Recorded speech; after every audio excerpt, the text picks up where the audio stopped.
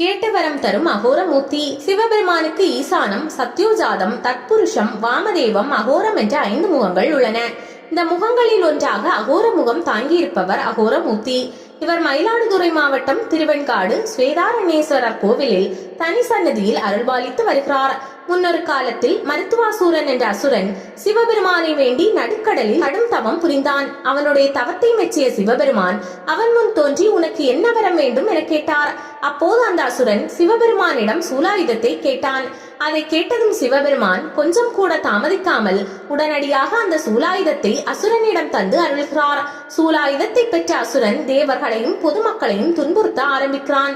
அசுரனுடைய துன்பத்தை பொறுக்க முடியாத தேவர்கள் சிவபெருமானிடம் முறையிடுகிறார்கள். இதையடுத்து சிவபெருமான் நந்தி தேவரை அழைத்து இது சம்பந்தமாக விசாரித்து வருமாறு அனுப்பினார்.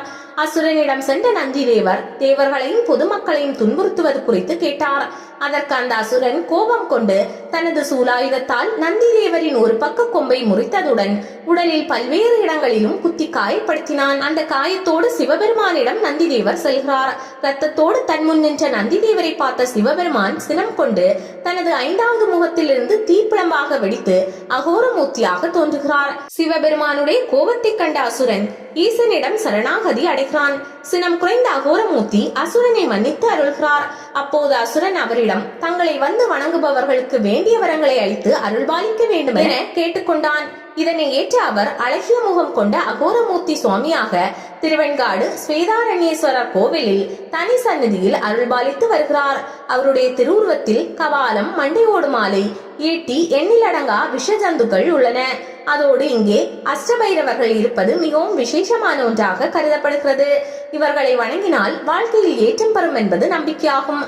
கோவில் அமைவிடம் மயிலாடுதுறை மாவட்டம் சீர்காழியிலிருந்து 10 கிலோமீட்டர் தொலைவில் உள்ள திருவெண்காட்டில் இக்கோவில் அமைந்துள்ளது. இந்த கோவிலில் அசுரனால் குத்துப்பட்ட நந்தி தேவர் ஸ்வேதாரண்யேஸ்வரர் சன்னதி முன்பு எழுந்தருளி இருக்கிறார். மிகவும் விசேஷ சக்தி கொண்ட இவரை பிரதோஷ தினங்களில் வழிபடுவது சிறப்பான பலன்களை தரும் என ஸ்வேதாரண்யேஸ்வரர் புராணத்தில் குறிப்பிடப்பட்டுள்ளது. அசுரனால் குத்துப்பட்ட நந்திக்கு சிவபெருமான் அனுக்கிரகம் செய்ததால் அகோரமூர்த்தி சன்னதியில் காயமில்லாத நந்தி பகவான் அவரது காலடியில் இருப்பதை காணலாம். அதே போல் அசுரனும் சரணாகதியாகி காலடியில் இருப்பதை காணலாம். அகோரமூர்த்தி சுவாமி மாசி மாதம் பூர நட்சத்திரத்தன்று இரவு தோன்றியதால் ஒவ்வொரு ஆண்டும் அந்த நாளில் 5ஆம் திருவிழாவாக கொண்டாடப்படுகிறது. வாரந்தோறும் இவருக்கு ஞாயிற்றுக்கிழமை இரவு அகோர பூஜை நடைபெறுகிறது. இதில் கலந்து கொள்ளும் பக்தர்களுக்கு வேண்டிய வரங்களை தருவதாக ஐதீகம்.